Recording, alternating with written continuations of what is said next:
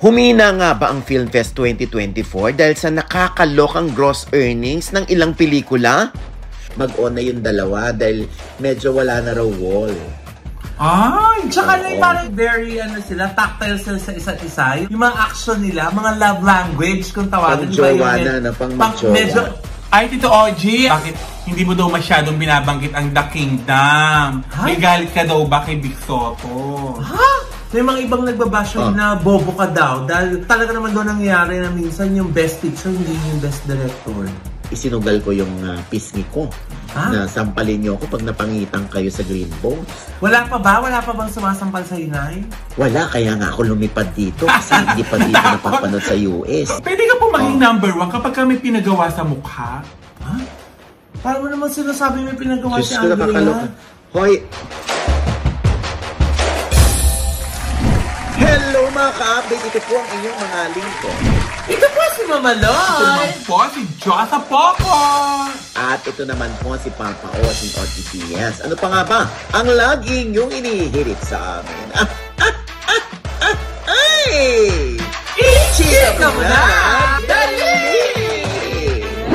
Happy New Year na! Happy New Year sa inyo! Naku, hindi ko na-experience ang New Year dyan sa Pinas for several years now. Diba? Kasi you're such a jet setter. No naman. I deserve this. Bakasyon sa USA. Yes, and your family. Ang saya ng putukan dito, Nay. Kamusta ang putukan dyan sa Amerika? Ay, nako, very quiet, no? Katulad ni Ernie Lim, nagpaputok si Ernie sa CR. Ay! Yes. Sa CR talaga? Yes, very quiet. So, hindi ko alam kung... Ang narinig ko lang sa banyo ay... ganun lang. Ha? Ay! Nakakaloko si Tito Ernie Lim. Tito OG, ako rin po Tito OG. Bakit? Naputukan ako. Ha? Ha? Paano? Sa nguso. Naputok sa na nguso? putok. Laki-laki kasi ng nguso mo. Parang hindi ako naniniwala na putukan siya. Bakit? Parang walang magpapaputok sa kanya. Oo nga, kasi utu-utu yan. Bigay lang ng bigay. Ayun, salita na naman ako. Dapat talaga quiet na lang ako Naku, Nay, teka lang. Bukod sa New Year na sineselebrate, naman taon-taon talagang inaabangan namin ang birthday mo na January 2! Thank you so much. Happy birthday! Thanks so much. Love you! Pero off-cam talagang pinaalala ko sa inyo na bukas birthday ko. Tapos ako ngayon na, kunwari, acting-actingan ako na bigla ako. Na-surprise ako na binati niyo ako. Naunahan mo lang kami. Ito naman. Anyway, ayan. Basta dito naman tayo magsa-celebrate with friends naman. Yeah. Kaya sobrang thankful ako at grateful dahil andito yung mga kaibigan natin, si Tita Mary Peña, si Tito Vic Opeña, ang mag-asawang lagi natin tinutuluyan sa Corona, California, ng aking pamilya. At syempre, dyan yung mga anak nila na si Jemel at si Jenny V. Kaya ko rin sinama si Ernie Lim dito ay parang punong abala sa pag-aasikaso. Tapos, andyan din ang ating mga kapitan sa tuwing kailangan natin ng tayo ay babiyahe. Ang ating forever friends, si Lani. Si Lani at si Alvin. Kuya Alvin. At yun nga, bukas ay nandun kami sa kanila bilang celebration ng ating kaarawan, courtesy of Lani, ayan. At nandyan din syempre ang Sweet Escape ng by Bless, ayan, yung napakasarap ng pistachio cake ng Sweet Escape. Na-miss namin ni Josa yan, Nay. Hindi naman yata masisira yan kapag dinala dito. Padalan mo naman kami. Actually, naubos na, no? In advance ko nang sabi na naubos na. Kahit bukas pa yung birthday ko. Ano ba? Anyway. Ngayon, ubos na. Correct. Bukod doon, Loy, nandito rin si Kina Rama. Kina! Oo, napaka-bait na kaibigan natin ng mga yan, At syempre, along the way, meron din tayong mga nami-meet, no, ng mga friends. Kaya naman, isa sa mga araw na ito ay papasalamatan natin sila at babatiin. Okay, pero syempre, ang inaasahan sa atin ng mga ka-update ay yung mga update na ano na bang ganap ngayong 2025. Yes, Nay! Anong ating opening salvo for 2025? Pasabukan agad natin yan. Syempre, Loy, nakakaloka ang Kim Pao. Talaga namang nagsimula ito kay MJ Felipe na talaga namang nahuli cam sila sa likod na hinahatak ni Kim Chu, itong si Paolo Avellino. Parang ito ay naganap sa black screening. Na courtesy of Ann Curtis yata ito. At dumalo si Kim Chu at si Paolo Avellino doon. At hila-hila nga ni Kim Chu si Paolo. Tapos, magkatabi sila pagdating sa theater, no? Yung ibang fans nagtatanong bakit daw si Paolo ay naka-face mask pa. Nakilala naman na siya. Obviously, dahil kasama si Kim Chu. Syempre ako naman, bilang ako lang yung sinabihan, sabi ko, anong pakialam naman natin? Choice yun ni Paolo. Oo nga. At saka parang narinig daw ng mga iba na parang tinawag ni Kim Chu na pa. Si Paolo. Talaga? Baka Pao. Pao ba? Parang pa daw yung dinig eh. Nako, alam mo naman, baka ikaw nakarinig. Pag ikaw yan, posible. Imposible ito all. Pag ako yan, posibleng mali. Ay, nako. Hindi malayo. Nakarinig ka na, Mama Loy. Oh, no! Sabi ko na Ayan nga, ipinapalagay nga ng mga fans na mag-on na yung dalawa dahil medyo wala na raw wall. Tsaka na parang very sila, tactile sila sa isa't isa. Yung mga action nila, mga love language kung tawagin. Pang-jowa na, pang-jowa. Medyo affectionate yung mga touch nila, yung ilahan nila, di ba? Especially si Kim. Nakakatuwa nga kasi parang pinagtagni-tagni ng mga fans ay yung kanilang journey, yung kanilang paano sila nagkakilala, paano sila nagsimula, handyang ilabas yung ang gustong makatrabaho ni Paolo sa ABS-CBN, nung una niyang tungtong sa ABS, 12 or 13 years ago, ay si Kim Chu. Tapos naman, nung nakarating kay Kim Chu yun, welcome naman ni Kim Chu si Paolo. Yes! So parang, that started it all. Gusto mo yung gano'n? Di ba? At saka na sobrang kilig na kilig yung mga fans tuwing pinapalabas sa yung bago magsimula yung pelikula ni Vice Ganda, yung And the Breadwinner Is, kasi parang prior to that, may teaser nung nung kanilang movie, di ba? Sobrang yung kilig ng mga tao. Ako mismo napanood ko yun nung secret screening nga ng And the Breadwinner Is, may kapit ka na agad sa trailer nila. Totoo. Yung umuulan-ulan tapos biglang tumatakbo si Paolo tapos nagkayakapan sila ni Kim. Ang lakas mga Korean. Oo, very girl. Pati mo yan, pinopromote pa ni Tito Oji. Tapos yung mga fans naman ni Kim Chu, parang galit na galit pa sa kanya, Mama Loy. Ba't naman galit? Sandali naman, Chosa, tumigil ka nga. Huwag ka na alam mo, objective naman ako dito, hindi ako subjective, no? Basta pag merong kapuri-puri, pupurihin. Basta pag dapat kiligin, dapat matuwa, dapat matawa. Pwede sasabihin din natin dito, yung kanilang trailer talaga namang in fairness, maganda. Kakapit ka talaga. Kaya naman may mga fancy ng Kim Pao na naiintindihan tayo, na naniniwala sa atin, na nagpapasalamat sa atin, malaking bagay naman yun sa akin. Diba? Ay, ako nga, susuportahan ko yan kahit love na love ko si Paolo. Aminin mo na talagang dahil love na love mo si Paolo, kaya mo yung susuportahan. Truly, ayan. Ito nga, nakarating sa akin, ang mga bebe boys daw ni Diyos ay pagtitipon-tipunin niya, igagather niya, at magkakaroon siya ng black screening. Totoo ba, Diyos, Naku, idadayo ko pa ng Lipa, SM Batangas, dahil wala namang sinesa Lemery. Yes, Dito ko, di ba nakarating sa inyo yan? Yung mga balita na yan. Oo nga, nasa Amerika kami nakarating bakit alam mo agad? Sino ba ako, Diyos? Ay, Oye Diaz! Yun na yun. Doon ka na makontento. Nagtataka sapat ka pa na ba? yun, Charot. Nalaman ni Oye Diaz, nagtataka ka pa? Ay, oo nga pala. Kung yung iba nga nalalaman. Oh, Pero anyway. ikaw ba na magpapa-black screening ka ba sa pelikula ni Kim Chu tsaka ni Paolo Abilino kung sakasakali? Kung lirita naman tayo, why not?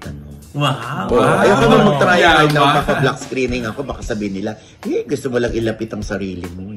Gagano. Syempre nakakaya naman kung ipupush ko yung sarili ko. Kaya basta tayo manonood niyan. Yeah, sigurado naman papanoorin natin yan. At teka lang napanood ko na rin yung Uninvited. At saka yung Espantajo, parehong magaling si Judy Ann Santos at saka si Ate V. Diba? Tama yung sinabi mo, parang silang mahuhusay sa kanilang mga pelikula. At nagustuhan ko din siya. Kaya panoorin niyo po. Diba? Oo, hindi po. Maganda po yung mga pelikula nila. Worth it pong panoorin. Kaya panoorin niyo po sila kung meron po kayong time. Alam mo naman, syempre, walang kupas pa rin ang husay sa pag-arte ni Ate V at ni Judy Ann Santos. Si Ate V nga, di ba? Despite the fact yung kanyang age talagang kaya pa rin niyang alam mo yun, makipagbari lang. Oo nga. Kaya pa rin niyang manaksak. Di ba? Nakakaloka nga. Bigla naging action star nga si Ate V, gaya na sinabi mo dun sa isang clip. Manandila naman na napapag-usapan natin si Vilma Santos. Naku, parang may naririnig akong chika. Ay? Saan? May mga bali-balita lang naman sa amin sa Batangas. Dahil ito nga si Ate B ay tatakbong governor. Pati itong si Luis Manzano ay tatakbo namang vice governor. Ang kumakalat na balita sa amin sa Batangas, kapag daw pareho silang nanalo, bababa daw si Vilma Santos sa pagka-gobernador. Ay, bakit? Tapos aakyat si Luis. Pero kapag daw si Vilma lamang ang nanalo, hindi daw siya bababa. Yun lang naman ang mga naririnig-rinig ko na balita kay Ate B.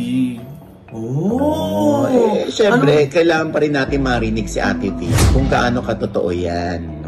Anyway, yung track record naman ni Ate V bilang public servant ay hindi naman nabahiran ng kahit ano. Tsaka, syempre, lahat naman ng eleksyon, hindi ba? Kampanya pa lang, Diyos ko, talagang siraan na. Talagang inventuhan na ng mga paninira. Kaya, hindi natin alam din yan kung sino ba nagpapakalat niyan, no? Kung totoo man na si Ate V ay bababa, kung mananalo sila pareho ni Luis, siguro ipagkakatiwala ni Ate V kay Luis yung Batangas. Dahil anak naman niya yan at gagabayan na lang niya. Pero kung si Ate V lang mananalo at hindi papala rin si Luis, kahit naman ako, naman, ba't bababa si Ate V? Siyempre kung hindi naman siya nagtitiwala doon sa nanalong vice governor, hindi ba? Ba't naiiwan doon? O ipagkakatiwala yung governorship, di ba? Pero ako naman sa tingin ko, kung mananalo si Ate V at saka si Luis, napakagandang oportunidad para kay Ate V na ma-train niya si Luis habang silang dalawa ay parehong nasa posisyon, di ba, Nay? Kasi magkalapit sila, magkatabi yung halos ang opisina nila, araw-araw silang magkasama sa sa Kapitolyo, di ba? So parang napakagandang opportunity yon na mag-guide ni Ate V si Luis sa mga task bilang vice governor. At malay mo kung bawang may further plan siya maging governor, makikita niya si Ate V in action everyday sa kanilang opisina, di ba? Josa, teka, kamusta naman ba yung pagbababa ni Ate V at ni Luis Manzano sa Batangas? Noong Bagyong Christine, nagpunta naman sila sa Lemery. Nangamusta naman sila at nagbigay ng tulong. Pati sa kabilang bayan namin, nagpunta din naman siya. So nararamdaman niyo naman si Ate V sa bayan? In fairness naman, pumupunta siya. Yun naman pala Yun ang mahalaga, di ba? Si Luis Manzano? Laging kasama ni Ate B, Governor B. Yes. At nagtitiktok-tiktok. Talaga? So sabay yung mag-ina lagi pag bumababa? Sabay sila dalawa. Okay, so syempre, si Josa ay taal na Batangueña. Si Josa, kaya alam niya yan. So kumusta naman? You're speaking for Lemery. Sa iba namang bayan, kumusta? Si Ate B, yung performance niya o yung survey? Ano ang pulso ni Josa Poco? Parang sa survey, nagkaroon ng survey, okay naman yung survey niya. Parang mataas naman yung survey niya. Oo. Ate V yan, 24 years siyang naglingkod. Yes. Wala namang bahid si Ate V. At saka isa sa mga ina-appreciate ng mga taga-industriya kay Ate V ay kahit mawalan siya ng budget, okay lang. Basta pinaglalaban niya yung production people na yung boto ay kasama siya sa 11 na bumoto na yes to franchise. Yes. Pero syempre hindi sila nagtagumpay dahil 70 yata or 69 yung bumoto against the renewal of franchise ng ABS-CBN. Yung iba doon ay biglang bumaligtad. Kinakalaban naman ngayon si former President Digong. Kaya tinan mo naman ang politics, hindi ba? Nakakaloka. Pero ang hindi mo kayang tawaran si Ate V, yung pagmamahal niya sa industriya. At saka ni Sol Aragones, na talagang mahal na mahal ang ABS-CBN dahil doon siya nanggaling, doon siya nagsimula, at ngayon ay tumatakbo bilang governor naman ng Laguna. Si Sol Aragones, na isang matino, at ako na nagsasabi sa inyo na matinong tao si Sol Aragones. Tito Oji, sino bang hindi matino doon? Ay, wala akong binabanggit. Ha? Pero parang may ano Ha? Wala nga akong binabanggit, Diyosa. Sinasabi lang ni nanay na matino si Sol Aragones. Oh, ito naman si Diyosa, intrigera pa. Matino si Ate B. Hala ko merong hindi. Ay, teka, may tanong ako kay Diyosa. Hindi ba naka-apekto sa pagbababa ni Ate B yung kanyang pagpopromote ng MMFF movie niya? Ay, ito na nga, Mama Loy. May mga naririnig-rinig ako na mas masipag pa daw mag-promote si Ate B ng movie niya kaysa bumaba sa mga lugar sa Batangas. Hindi naman ay bali-balita lamang. Pero hindi naman ako naniniwala doon.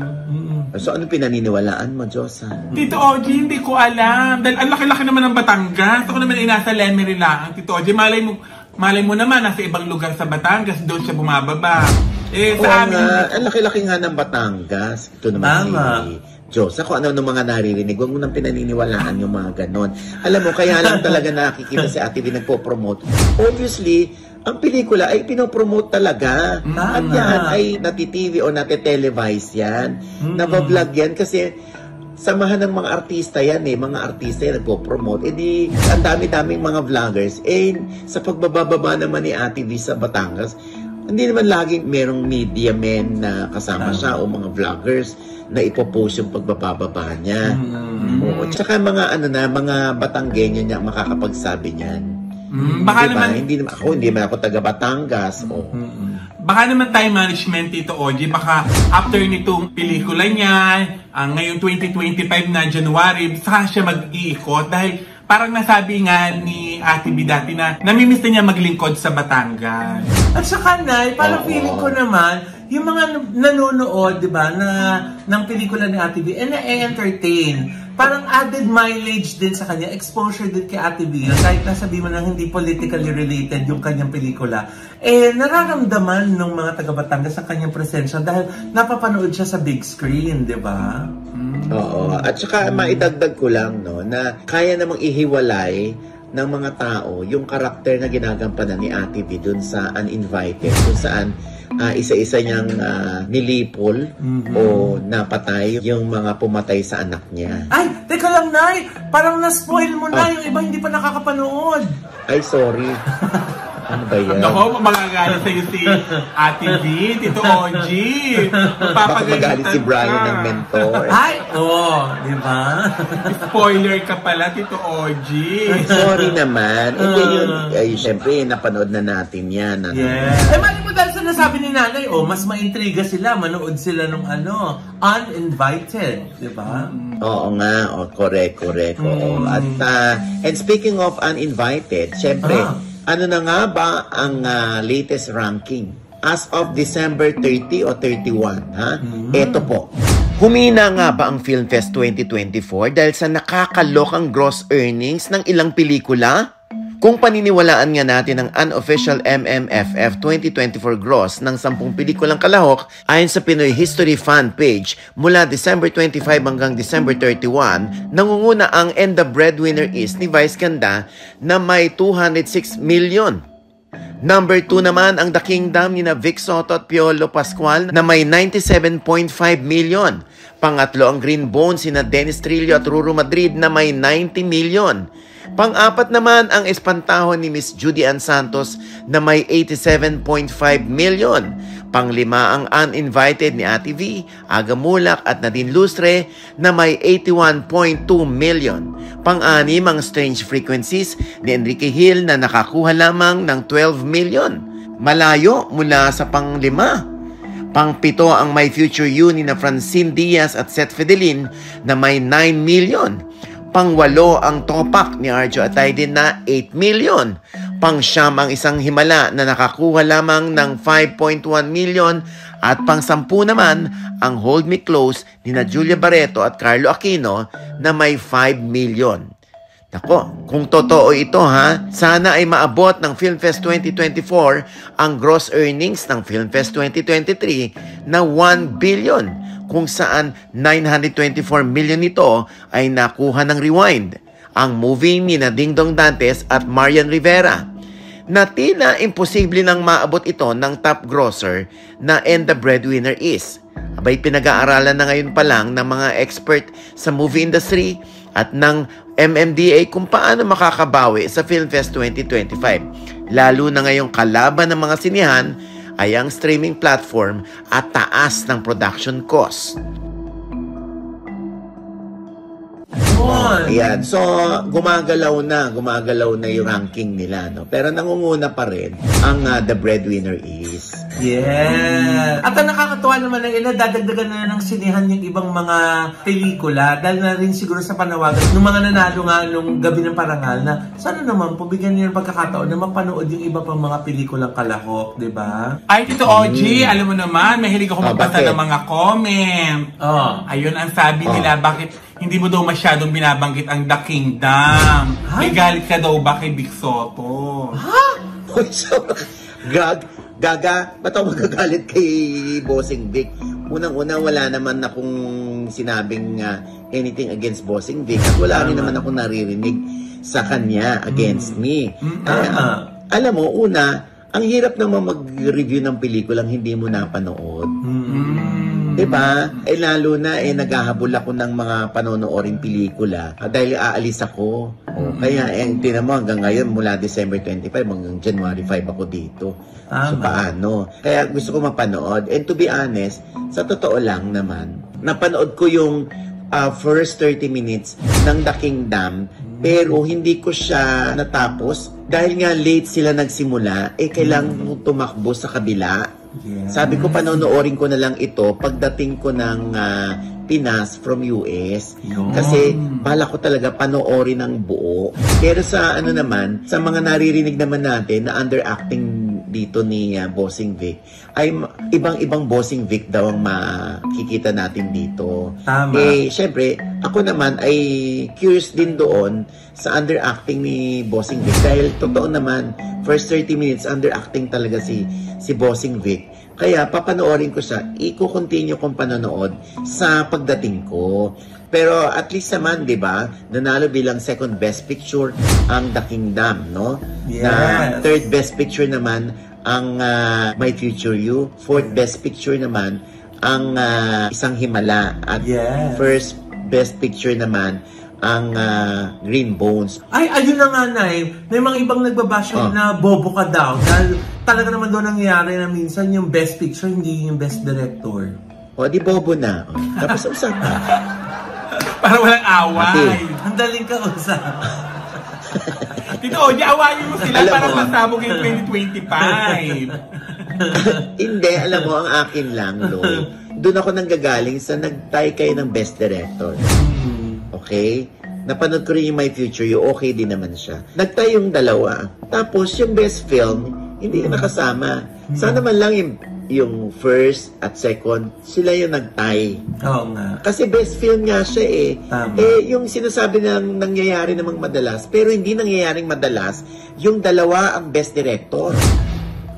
Oo nga, tama naman. Bihirang nagtatay. Kaya nga nung unang sinabi ng mga nag-present na it's a tie, naisip ko na agad na baka isa doon is yung Green Bones. Kasi nga, ang ganda ng pelikula. Oo. So, sino yung bobo? Ha? Sino yung bobo? Ako na. Para hindi sila mag-away-away, ako na. Ako na, kung ikakatalino nila yan, ako na. Ako na, okay na, happy na, oo. Oo, kasi ang tatalino nila. Di, kayo na mag-review. Oo. Diba? Alam ko namang nangyayari yan ganyan, pero Diyos ko naman, hindi nangyayari dalawang best director, ha? Kakaloka. Yun ang 4th best picture, may 4th best picture pala. Dapat nga hanggang 3 lang yan, biglang naging 4. Ayun nga. Parang bilang ng film entries yan. Dati 6 lang, naging 8. Gustong pagbigyan yung iba, naging 10. Ang ending tuloy, ilan lang ang kumikita? 3 pelikula out of 10 films? Paano mo matutulungan ng mga producers niyan? Kung 10 yung pinalalabas mo, tapos ang mga sinehan namimili pa kung ano yung gusto nilang ipalabas sa theater nila. Siyempre, maiintindihan mo sila kasi business as usual yan. Kasi, di ba, kung may theater ako, ang pipiliin ko yung bankable, yung pwedeng mag-top gross. Saan papasok doon yung pamunuan ng Film Fest? Na paano nyo ba mabibigyan ng equal sharing ng sinihan ang mga ibang entries, di ba? Ang tanong ko, Tito OG, ano masasabi mo na kaya daw marami nanonood ng Green Bones, naniwala sila sa review mo? Di ba? O at least, wala namang gustong sumampal sa akin. Kaya nga.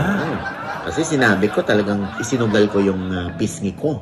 Na sampalin nyo ako pag napangitan kayo sa Green Bones. Wala pa ba? Wala pa bang sumasampal sa inay? Wala, kaya nga ako lumipad dito kasi hindi pa dito napapanood sa US. Baka natakot ka, Tito OG. Sa ano pa lang, sa January 29 dito palalabas. Hanggang February 2 yata. Ang mahalaga niya, Tito OG, bukod sa mga chismis na pinaniniwalaan nila sa iyo, pinaniniwalaan din nila yung mga review mo sa mga pelikula. Tama. At saka ako na napanood ko na yung The Kingdom ng buo, masasabi ko na maganda yung pelikula. Worth it. Worth it. Sulit naman panoorin. Yung hindi ka madidisappoint. Babalikan ko yan para mapanood ko. Kasi syempre, dahil sa rekomendasyon ni Loy, papanoorin ko nga siya. Kasi mas maintindihan mo kung bakit parang sabi nga na underacting si Bossing. Kasi maintindihan mo hanggang dulo kung saan nanggagaling yung parang coldness niya. Parang ganun yung niya, di ba? Yung impression mo sa kanya. Ba't ang lamig-lamig niya? Ba't parang very regal lang siya lagi, di ba? Dahil ba siya yung hari? Kaya parang hindi siya makikita ng emosyon na paliwanag naman yun sa dulo ng pelikula kung bakit siya nagkaganon. Anyway, nako sa pagbabalik mo, I'm sure papanoorin mo pa. Showing pa rin naman yung iba pang mga MMFF movies na hindi mo pa napanood. Kaya sasamahan ka namin manood kahit napanood na namin. Nako, congratulations pala kay Andre Brillantes. Ay! Bakit, Nay? Siyempre, ikaw nagbalita sa akin dapat alam mo yan, Loy. Ako ba? Na-Alzheimer's ako ng slide.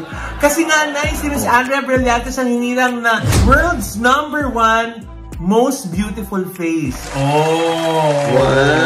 Out of the 100 Congratulations! Out of the 100 most beautiful faces of the world. Siya ang #1. Dati yan na yung nakuha ni Liza Soberano nung alaga mo pa siya noong 2017, di ba? Nag-#1 din siya dyan. At dahil nga lagi siyang nasasama dyan sa listahan na yan, naging Hall of Famer siya noong 2018. Hawak mo pa rin siya noon. Di ba? Di ba? Tinan mo naman ngayon, iba yung feeling ngayon ni Andrea. Yes. I'm sure. Overwhelmed yan, ano? Yes. Ano masasabi mo dyan, Josa?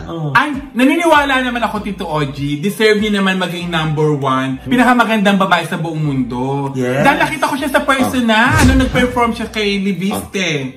Ang ganda ng mukha ng bata. Ang liit. Talagang para maipasok lang niya yung Leviste, no? Pero Tito OG, may tanong lang ako. Bakit? Tito OG, ang tanong ko lang, pwede ka po maging #1 kapag ka may pinagawa sa mukha? Paano naman sinasabi may pinagawa si Andrea?